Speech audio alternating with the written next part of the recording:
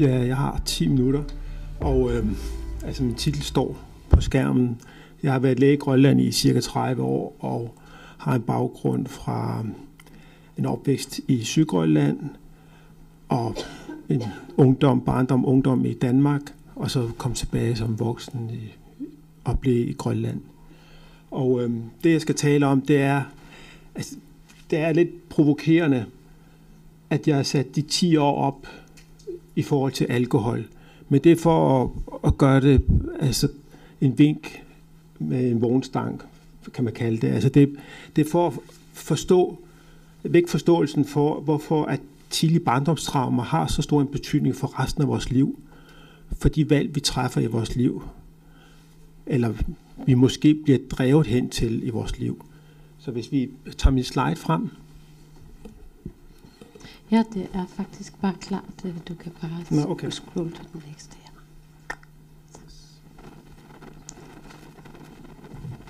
Altså den her slide, den fortæller altså baggrunden for, at ACE, den der står i midten, kompleks trauma ACE, det betyder Adverse Childhood Experiences. Det betyder, at de ubehageligheder, som et barn oplever, og der er faktisk 10 grupper, som har betydning for det liv, som de så lever opad i kurven, eller på trekanten. Og der er en baggrund for, at traumerne opstår, og de opstår så, og de har så de følger. Og følgerne i sidste ende, det er, at man lever kortere. Og hvis det er sådan, at vi skal gøre det forståeligt, så baggrund for, at de her traumer, de opstår, altså de er i bunden af figuren. Og de 10 traumer, vi taler om, der er en gruppering på 3, som selvmordsforskeren har arbejdet med. Det er rusmidler i barndomshjemmet, det er vold i barndomshjemmet, og det er oplevelse af seksuel overgreb. Altså det er nogle af de 10, men de er også markører for resten af de 10 sandsynligvis. Altså, og så er det, man kan begynde at forstå, hvorfor det har den betydning, det har. Altså, baggrund for, at Grønland er så udsat, som vi er, og det kan vi se på vores selvmordstal, det må ses sandsynligvis ned i den historiske historie, vi har med hensyn til den kolonitid, vi har haft. Og kolonitidens følger på nutidens samfund er omdiskuteret og svære at sætte tal på. Men nogle af de mekanismer, der har haft en betydning, det er, at frihed og ansvar i en kolonisamfund er meget lavt eksisterende, fordi det er nogle andre, der styrer os. Og det gør så, at vi får svært ved at koble de 2 enheder her, at vi har vores frihed, men vi har også vores ansvar. Og de 2 ting er forbundet. Og det ser vi store følger af i vores samfund, som jeg ser det nu. At vi stadig har svært ved at koble de 2 enheder. Og det gør så, at vi for eksempel har meget nemmere ved at institutionalisere os, altså overgive ansvar til institutionerne. At fraskrive os ansvar for vores graviditeter for eksempel, så det bliver en provokeret abort hos lægen. Og en anden mekanisme ved kolonihistorien, det er det, man kalder en internaliseret racisme. Kolonistruktur er baseret på et raceoverbevisning om, at den ene race er bedre end den anden. Og det implementerer man så i sin struktur, og det bliver faktisk også integreret hos den koloniserede. Og igen er det svært at sætte tal på betydningen af det. Men hvis man ser på for eksempel vores egen forståelse af race, så er der noget, der tyder på, at os vestgrønlændinge, vi er racistiske over for østgrønlændinge. Sandsynligvis, fordi de er nok mere grønlandske, end vi selv er. Men det fortæller om en internalisering af racismen, som har en stigmatiserende effekt på vores livsførsel og en selvdestruktiv kraft. Sociale forhold.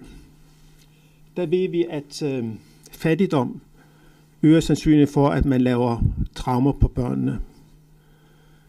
Mange mennesker i få rum øger sandsynligheden for, at en opvækst er i barndomshjem, hvor der er sådan, at der er få kvadratmeter per person, øger sandsynligheden for, at man udøver eller oplever de her traumer.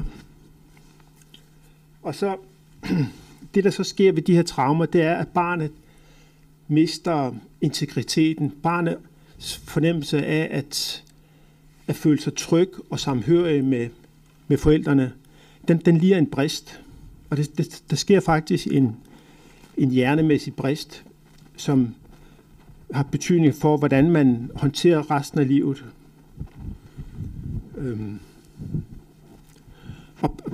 Og igen kan det godt virke lidt kryptisk, men der er en sammenhæng mellem de her 10 traumamekanismer, vi ser, og så for eksempel sukkersyge. Og det er også godt være svært at se, men det er der. Der er også en sammenhæng mellem det, og så også for højt blodtryk og lignende. Og der er en klar sammenhæng mellem de her ACE og så selvmord og vold. Altså, så er det, at vi begynder at kunne se i dødsstatistikkerne, hvilken betydning AIDS har. Fordi når et ung menneske på 15, 16, 17 år tager sit eget liv, så betyder det en kraftig nedsættelse af den grønlandske befolknings forventede levealder. Meget mere, end hvis det er sådan, at en 80-årig dør.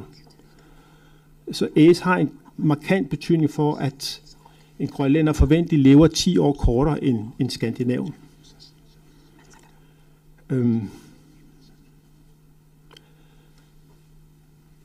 Hvis man så ser på, hjælper det så at gøre noget for at reducere de her komplekse traumer, så er der en børnepsykiater, det her Bruce Perry. Han har set på 30.000 cases, hvor at de var 12 år, da han så på dem, de her 30.000 cases. Han har nok ikke gjort det alene. Men så kunne han se, at hvis der var sådan et trauma, der var oplevet det første leveår, så kunne det ikke opvejes til synligheden af de næste 11 fornuftige leveår uden ret meget trauma. Omvendt, hvis det var sådan, at barnet havde et trauma, ikke var traumafri det første leveår, så kunne traumer de næste 11 år godt tåles. Det var hans konklusion på de her tilsyneladende 30.000 case, han har set igennem. Og det fortæller, hvor vigtigt det er, at vi undgår de her tidlige traumer. Så det er sådan lidt skitseret sat op, hvorfor at alkohol og alkohols betydning i de her traumer, den er jo evident i og med, at husspektakler, og det er politistatistik, som vi er ret godt forsynet med, husspektakler er alt overvejende næsten altid forbundet med alkohol. Husspektakler, hvor der er børn impliceret. Meget vold er forbundet med alkohol.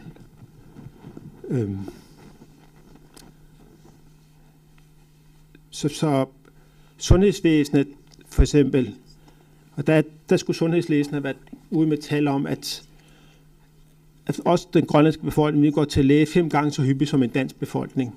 Og det lyder også ekstremt voldsomt, men når der er så, man begynder at se det i sammenhæng mellem de høje selvmordstal, vi har, og de andre voldelige episoder, vi har i vores samfund, så kan man godt forstå det, fordi det hænger direkte sammen med traumer i tidlig levealder.